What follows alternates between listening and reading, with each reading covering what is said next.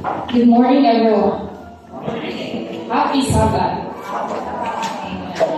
So, nakikita mo na, gano'n ka na mas dali na ito ma-remember ang mga problema kaysa sa atong lessons. Gano'n ka atin yan? Like, usahay, hindi sa problema nga, whole day or whole week na naagod siya sa atong mga Kanya, ang blessings na po, daghan kaayo, pero makalimutan. Murag makalimutan na ito siya.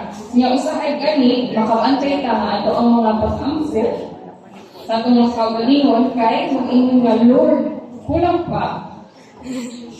Kulang pa. So instead of, Lord, thank you kaayo. And kabalo mo, there's actually a reason para ani. Next slide, please. In psychology, we call it negativity bias.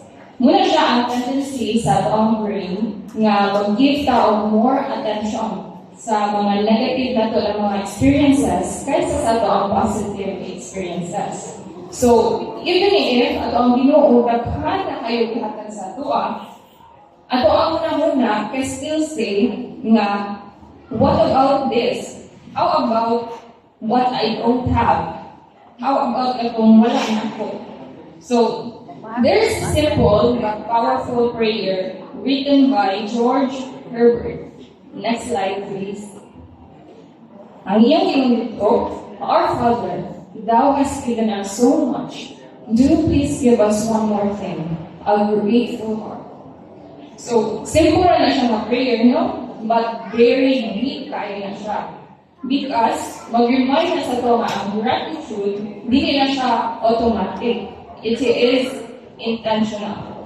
So, di sa daghan pa kaayo gihatag ang Lord sa ito, sometimes, we still need to ask the Lord for a heart na ma-recognize na siya ng blessing. So, next slide please. It says in Psalm 103, 1-2, Bless the Lord, O my soul, and forget not all His benefits. Which means, na makalimutin na adihan na, forget not all your benefits. So, that's why gratitude is something that we need to practice. It must be intentional. And isa sa mga beautiful purposes sa atong Sabbath School is exactly kana siya. Matabangan ka nga ma-remind nga mahatag o grateful atong heart. Ito na siya mag-practice. So, every week, as we study atong lesson, sa atong pag-share, sa atong pagpaminaw, ma-remind ka sa faithfulness sa atong Ginoo sa mga niagi o giunsa niya pag-continue o provide sa present. And basta ma-remind ka o tuwan, something happens sa atong faith. Next slide, please. It says in Hebrews 13:8, Jesus Christ is the same yesterday, today, and forever. So, when we thank God for what He has done before, mas makasalita sa iya sa mga umalabot. So, we learn to place trust for what He can do or He could do next. Muna siya ang power sa grateful heart. Strengthens at ang faith, mas maligod yun at ang pagsalig nito sa Ginoo. Pero it doesn't stop diha. In Philippians 4:11-13, si Paul nag-talk about being contented in every situation. Unsa man na siya, how to make that possible? One answer is gratitude. So gratitude changes how we see life.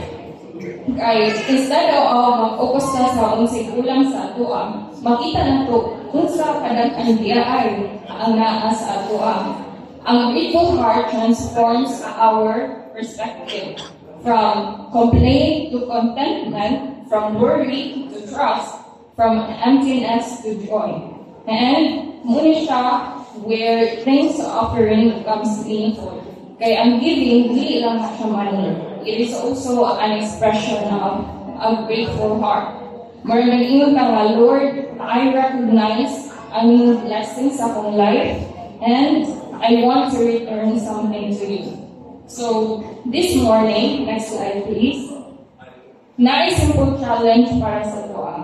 So, before this week starts, take time to reflect about this. So, mag-list down at least 3 blessings God has given you. And, mag-pray ka sa Lord, share ng prayer like yung ningon, Lord, give me a grateful heart. And then, let that gratitude move you into action through your things offering, through your participation sa school, and through sa daily lesson study participation. Because ang Sabbath School, dili naman siya program. Ang Sabbath School, isa na siya space nga ma-learn ka, ma-remember, or ma-remind, o mag-grow ka. And respond with grateful hearts. So, maybe it does not receive God's blessings, but truly have the heart to recognize them and live a life of thanksgiving. Thank you and happy Sabbath.